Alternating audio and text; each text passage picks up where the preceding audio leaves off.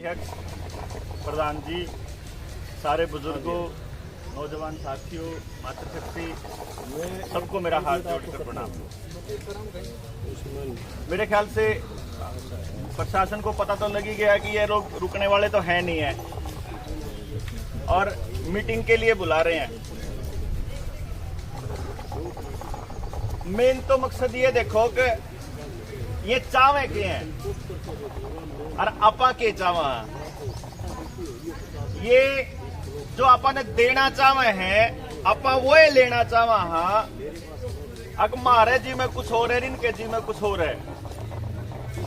वैसे मेरे से पहले सारे ने बता भी दिया, एक ब्लॉक में तय आधे आदमिया तय देना, एक डिस्ट्रिक्ट में तय कुछ आधा देना, कुछ आधा ना देना। कुछ लोग न्यू सोचेंगे हमारा तो आ लिया, हमने की जरूरत जारी है, जिन्हें नहीं मिला वह न्यू कहेंगे करे थारा है, तम ना अपना अपना भर कर तम चुप रहेगे। तो बीच में आपस में गांव में जूत बाजा इनका फिर दोबारा से वही कहानी हो है। एक तो यह न्यू प्लान कर रहे हो, एक न्यू प्लान कर रहे हो कि आपा नाड़े बिठा के और ये पाछे तो कोई और खेल खेल रहे हो। ये मेरे तो रेक लोहान साहब का फोन आया, सुरेंद्र लोहान कह रहे थे मैं आऊंगा, पता नहीं आ लिए कि नहीं आ लिए। यहाँ न्यू कहते बोला आड़े तो आपा यो काम करन लाग रहे, यहाँ पर तो धरने बैठे। हाँ, जो से जागरूक नहीं है वह अपना घर तक लिकट दे नहीं। जागरूक आदमी तो बाहर लिकट रहा है आज के टाइम में। आड़े देख लो, खेड़ी चौपटा में देख लो, बास में देख लो, दिल्ली में देख लो, रोहतक में देख लो, आप पंचकुला में चले जाओ, चंडीगढ़ में चले जाओ, जिसने थोड़ी बहुत हका की आवाज उठानी आवे है वो आज घर में नहीं है। उसने बेरा है घर में रहा तो अगली पीढ़ी तक सत्यानाश के अलावा कुछ और देके जाना नहीं है। तय है यो। अब जो जागरूक नहीं है वो ना खुद लिकट रहा, ना अपने बड़का निकाल रहा घर तबार, और उसने बेरा भी कोनी की खेल होने लग रहा है। आपको यहाँ बिठा करके अभी तो मुआवजे की कहानी है जो समझ में नहीं आई। मारा 3 कानून अपन लागे वापस ले लिए, वापस कौन गए हैं कदम सोच रहे हो। मकसद क्या था? मकसद था कि किसान की खरीद जो है वह सरकार ना करे, प्राइवेट कंपनियां करें। आलिया 8 तारीख ने आदेश कि एफसीआई नहीं खरीदेगा, मंडी नहीं खरीदेगी, सीधा जियो के उसमें साइलोज में जाएगा। आलिया ना आदेश है ला क्या होगा बेरा। फूड कॉर्पोरेशन ने बोल दिया कि इन 5 जिला के अंदर मंडी के अंदर खरीद नहीं होएगी, किसान सीधी अपनी फसल लेकर ना साइलो में जाओगा, सीधा साइलो में। यानी कि जो मंडी खत्म करने वाला कानून था वो चालू हो गया बैकडोर से। दूसरा एक था एसेंशियल कमोडिटी एक्ट, जिसके बारे में चाचा समझाया करते कि जमींदार तो फिर भी बोलेगा, जो सा बोंदा नहीं है ना वो बालक के ऊपर खाओगा जो अनाज कोटे तले हुए है। तो आपकी खबर के लिए भी बता दूं, जिनसे घर बैठे हैं ना, जिनसे न्यूज सोच रहे हैं कि लड़ाई उनकी है जिनकी जमीन है, मैं उनसे भी बता दूं, इन प्रेस वाले भैया के थ्रू बाकी के सरकार के पास 2.5 लाख मीट्रिक टन अनाज होया करता 2 साल पहले से। जब किसान आंदोलन शुरू होया उससे 1 साल पहले एफसीआई ने ये रिकमेंडेशन दिया था, ये सिफारिश दी थी कि अनाज खरीदने की जरूरत नहीं है। एफसीआई पे कौन संभलता? ये जान के पानी मार मार के खराब करने का जो खेल था ना वो न्यूए था कि आम आदमी न्यू कहने लग जावा आड़े तो भ्रष्टाचार है और प्राइवेट कंपनी में सुरक्षित रहेगा, ताकि आम आदमी के सामने सरकारी जैसे सरकारी बिल्डिंग है, सरकारी दफ्तर है, उनके अंदर जो सरकारी कर्मचारियों को बदनाम किया जाता है उसका मकसद ये हुआ कि आम आदमी अपनी मौन स्वीकृति दे दे कि ठीक है रे ये डिपार्टमेंट तो प्राइवेट होने चाहिए, ये काम कुम कौन करते। यह चीज लोगों के दिमाग में डाल ली जावे। तो मैं ये बताऊं था कि किसान आंदोलन से पहले एफसीआई ने कह दिया तुम्हारे को अनाज खरीदने की जरूरत नहीं है। वो अनाज क्या खातर होया करता एफसीआई पे कि अगर मान लो देश के अंदर एक्स्ट्रा ऑर्डिनरी कंडीशन आ जाए कि भूखमरी महामारी आ जाए, कोई युद्ध आ जाए, अकाल पड़ जाए या फिर बाढ़ आ जाए, तो उस केस में सरकार के पास कम से कम 2 साल तक पूरे देश में खुआन का अनाज रखना चाहिए। यो इंतजाम एफसीआई का निर्धारण करके एफसीआई का जब गठन करा था उसका मकसद यो था कि आगे तक देश की जनता में भूखमरी नहीं आनी चाहिए, देश की जनता भूखी नहीं मरनी है, चाहे ना फसल तो ना हो कोई बात नहीं। लेकिन इन्हें क्या करा, धीरे धीरे वो अनाज जो है बांटना स्टार्ट कर दिया। कुछ अनाज खराब हो गया उसको नष्ट करना शुरू कर दिया, जो बढ़िया अनाज था उसका एक्सपोर्ट करना शुरू कर दिया। पिछले साल तक 100 लाख मीट्रिक टन रह गया था और पिछले हफ्ते की एफसीआई की रिपोर्ट है, एफसीआई के पास केवल 40 लाख मीट्रिक टन अनाज बचा हुआ है। यानी कि जो गांव में गरीब आदमी बैठा है, जो कोटे का राशन ले हुआ है, उसको केवल 6 महीने और राशन मिलने वाला है। उसके बाद उसको राशन नहीं मिलेगा। काम धंधा उसका पहले से चौपट है, वो कहां जाएगा? आप सोच लो कि आपको अगर काबू करना है तो आपका खाना काबू करना पड़ेगा। आपकी रोटी जिसके हाथ में होगी, आप डुगडुगिया उसके हिसाब से बजाओगे। यही कारण था कि सरकार ने एक बीमारी का ड्रामा करके उस बीमारी के जो इलाज के नाम पे केमिकल शरीर में डालने के लिए ये नहीं कहा आप लोगों को कि आप ठीक रहोगे, आपके दोबारा बीमारी नहीं होगी। या कही सरकार ने कि अनाज नहीं मिलेगा कोटे तय, तनख्वाह नहीं मिलेगी, पेंशन नहीं मिलेगी, ड्यूटी पे नहीं जान देवांगे, बाहर नहीं निकलने देवांगे, रेल में नहीं चढ़ने देंगे, बस में चढ़ने देंगे, एड सेक्रेटरिएट में तहसील में काम नहीं होंगे। समझ गए कहानी? यानी रोटी गेल जोड़ दिया जिंदगी गेला के। आपकी रोटी अगर काबू में है तो काबू में है।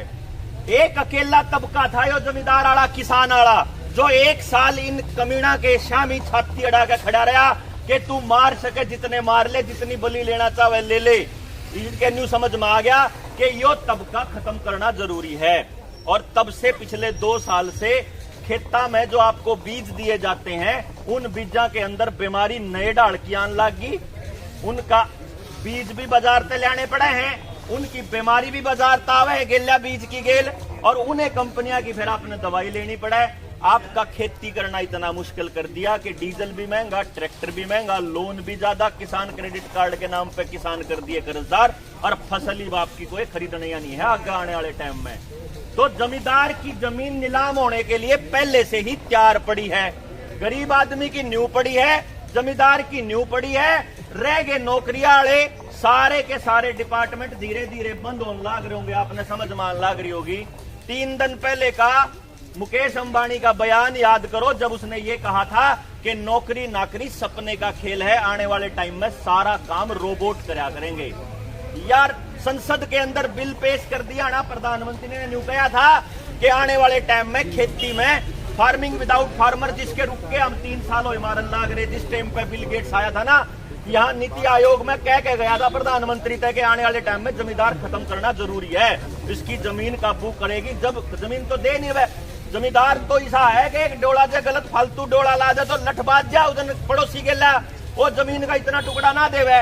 इतनी जमीन क्यों कर ले होगा? इतनी जमीन ले होगा इसका जमीर मार के, इतना जमीन ले होगा इसने कर्जदार बना के।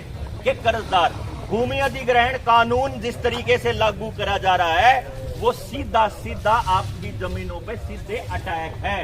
लाल डोरा तोड़ के आपकी जो साझे की जमीन थी, जो पंचायत की जमीन थी, जो पुरखा ने दान दे रखी थी, वह सारी की सारी अपने नाम कर ली सरकार ने। गणखरी पंचायत में थोड़ी बहुत रह रही है। अब आपकी जिंदगी से जुड़े हुए सारी चीज 1 नंबर गेल जुड़ रही है, जिसना आधार कवे हैं। जिनका नहीं जुड़ रही है उनका प्रेशर आ रहा है 31 तक जोड़ो, और जिनका नहीं जुड़ा है उनका 31 तक और नए नए सिरे आने लग रहे हैं। नया आधार कार्ड, नई पानी की पाइपलाइन बिछन लग रही है, गैस की भी पाइपलाइन बिछन लग रही है। जो बास में धरना चल रहा है, जो सिसाए में हो लिया कि गांव को नगर पालिका बनाने वाला जो खेल है, इसका खेल आपके समझ में नहीं आएगा, क्योंकि आप लोगों को टेक्नोलॉजी का नहीं पता। लेकिन मोटे मोटे तौर पे बता दूं, बिना टेक्नोलॉजी का इस्तेमाल किए, आने वाले टाइम में आपकी जिंदगी का एक एक पहलू उसको ट्रेस किया जा रहा है, उसको पूरा निगरानी रखी जा रही है। आपकी गाड़ी कहां कहां से गुजरती है, इस बात की जानकारी टोल टैक्स देता है। आप किस किस से बात करते हो, आप मोबाइल में किस किस की वीडियो देखते हो, आपका दिमाग किस टाइप का है, ये आपका मोबाइल बताता है। कितने कदम चलते हो, कितना क्या करते हो, ये आपका मोबाइल बताता है। शहर में आप कहां कहां जाते हो, ये पूरी जानकारी सीसीटीवी कैमरे देते हैं। और आपका लेन देन किस किस के साथ है और किस तरह के लोगों के साथ है, किस चीज के साथ है, वो सारी जानकारी आपका बैंक देता है। पहले किसी ने बेरा को ना होता कि मैंने किस पे रुपये ले रखे, मैंने इस पे भी ले रखे, इस पे भी ले रखे, इस पे सारा पे ले लेगा ना, अपना काम चला कर फिर भाईचारे के हिसाब से उल्टा दे दिया करता है। सारे के सारे ट्रांजैक्शन बैंक के जरिए होते हैं, ताकि आपकी जिंदगी को वहां से पढ़ा जा सके। अब आपको रगड़ना इतना आसान है कि आपकी सारे के सारी सर्विस एक आधार कार्ड के साथ जुड़ चुकी है, और अब आपको रगड़ना है तो एक सर्विस बंद कर दो, आपका सब कुछ बंद हो जाएगा कि वो चलता नहीं है पीछे तक। यही इनका अगला प्लान है। आने वाले 1 साल में, गणा नहीं कह रहा हूं मैं, 1 साल में आपको फूड क्राइसिस भी नजर आएगा। फूड क्राइसिस मतलब भूखमरी। इस देश के अंदर भूख से लोग मरने स्टार्ट होंगे। ये मरने तो बहुत पहले से शुरू हो लिए थे। 2014 में जिस टाइम पे प्रधानमंत्री ने ये कहा था, सॉरी अरुण जेटली ने, वित्त मंत्री ने, कि आधार कार्ड कंपलसरी है आपके राशन कार्ड के साथ जोड़ना, उस वक्त बिहार के अंदर 15-20 लोग भूखे मरे थे। अनाज कौन दिया था? कोटे वाला नहीं है। उस दिन कोई नहीं बोला था। फिर उसके बाद जिन धीरे धीरे हर एक डिपार्टमेंट को प्राइवेटाइज करना शुरू किया इन लोगों ने, तब भी आप चुप रहे थे। हमने न्यू नहीं सोचा हमारे बालक जिनसे जिन आप पढ़ान लाग रहे हैं वो नौकरी कौन से डिपार्टमेंट में करेंगे जब डिपार्टमेंटें नहीं बचेंगे। तो जिनसे बालक घर बैठे हैं ना अपने, जिनसे मोबाइल के कैदी हुए बैठे हैं, जब उन्हें लड़न नहीं सिखाओगे तो तारी जिंदगी मेरे ख्याल तक 20-30 साल की और गणखरी रह रही होगी। जिनने यो किसान आंदोलन जीत्या है ना 45+ आड़ा ने, यह गणे दिन तक लड़ाई लड़न के नहीं रंधे हैं। फिर अगली औलाद के ऊपर लड़ेगी नहीं तो बता दो। इनने तो पूरा प्लान कर रखा है कि अगली औलाद ने धर्म के और जात के उसमें लड़ाई में फंसा दियो। जो कति छोटी है वह तो अपनी उन मोबाइल में उड़ जाके गेमा में लाई दी है। जो जमा बालक स्कूल वाले हैं, स्कूल भी बंद हो गए, कॉलेज भी बंद हो गए, डिपार्टमेंट भी बंद हो गए, नौकरी भी खत्म होगी, किसान जमींदार भी खत्म हो गया। तो रोटी के लिए चुकर बंदर ने मदारी नचाया कर न्यू नाचोगे और हमारी औलाद भी नाचेंगी। अगला काम एक कर लियो। अगर जे अगला धरना में संख्या बढ़ाने की बात हो रही हो, जितने आड़ा बैठे हैं ये भी रुए भी गामा में जाकर थोड़ी सी बड़ी मीटिंग कर लो, सारे आ जाओ और उस मीटिंग के बाद एक निर्णय ले लो कि भाई यू काम इन जवाना से दे दो। असलियत में मतलब जो कहने का मतलब पाछे रहो लठ लेकिन कोई बांगा चल तो अपने लठ का इस्तेमाल करो, लेकिन अपने नौजवान बालका ने कम से कम सिखा तो दो आंदोलन करने, लड़ाई लड़नी। ना किसान आंदोलन में 1 साल सिखा पाए आप और ना आगे सिखाने लाग रहे, और ये तो अपने बुजदिल बनाने लाग रहे हैं। सिलेबस काट के लोकतांत्रिक अधिकार क्या होते हैं कुछ पता ही नहीं है। यो मारे नौकर लकड़ के कौन आन दे, मालिक आ रहा है और मालिक से बात कौन कर दे, या इतनी एंड क्या के नाम की है, क्योंकि नन्यू बेरा है कि ये तो थोड़े दिन और 5-4 साल और किलकी मार लेंगे। इसके बाद जब इनके गोटे ढीले हो लेंगे फिर इनकी औलाद तो है को नहीं, फिर रगड़ देंगे। तो इसलिए थोड़ा सा मेरे ख्याल से हम ये आप लोग कल फेराओगे, परसों फेराओगे, आप तो फिर बात करांगे। ज्यादा लंबी चौड़ी बात आप जब कराएंगे, जब फिर बैठे होंगे, जब बीच में होंगे, तो धरना समापन का टाइम है। मैं मोटा बताना चाहूँ था कि जितना जल्दी हो सके 2 काम कर लो बस। एक तो गामा में तय यो मोबाइल किस तरह काटा जावे इसका इंतजाम कर लो। टेलीविजन और अखबार किस तरह निकाला जाए इसका इंतजाम कर लो कि खबर हमारे काम की कोई खबर कौन आंदी, ना अखबार में ना टेलीविजन में, बकान किया हुए हैं। टेलीविजन, अखबार और मोबाइल की रेडिएशन ये कैसे निकाली जाए, सीसीटीवी कैमराज। चौथे नंबर पे जो सी चीज आपने करण की है वह यह है कि भाई जो सरकार के फरमान हैं, जो गांव में जो योजनाएं हैं, पिछले जो 7 साल तक 8 साल तक एक काम होने लग रहा है, हर चीज को आधार के साथ जोड़ा जा रहा है। और अब जो सर्टिफिकेट नया मेडिकल वाला इसके साथ जोड़ा जा रहा है, सरकार के सारे काम सस्पेंड कर दो। लिस्ट बना लो गामा की के है, अपने अस्पताल में कौन चाहिए, स्कूल में कितने मास्टर चाहिए, के सुविधा चाहिए, किसने लॉकडाउन में नुकसान होया उसकी कर्ज की भरपाई, जमींदार ने जो कर्जदार बनाया गया इस पूरे के पूरे इस आंदोलन में हमारी गलती थोड़ा थी, सरकार की गलती थी ना। तो आंदोलन में जो रुपया हमारा लग गया है उसकी भरपाई सरकार पे लेंगे आप। अगर जब ठीक सर लग दो आपने कि भाई यो इसका हिसाब कौन करेगा जो हमारा नुकसान होया। जब तना उल्टे लेने थे, जब तना यो माननीय थी तो उल्टे लेने थे तो दिए क्यों थे, धक्का क्यों करा था। तो जो लॉकडाउन लगा के जो दुकान बर्बाद करी है, जो मार्केट बर्बाद हुई है, जो किसान बर्बाद हुआ, इसका हिसाब किताब का एक लिस्ट तैयार करके गांव वाइज और जिन के साइड इफेक्ट शरीर में हो रहे हैं उनकी लिस्ट तैयार करके अपनी लिस्ट कि जब तक ये काम पूरे नहीं होगी गांव में सरकार का कोई योजना लागू नहीं होगी। क्योंकि आपके गांव में योजना लागू होने का मतलब आपकी गुलामी की राय तैयार होने लग रही है। पंचायती फैसले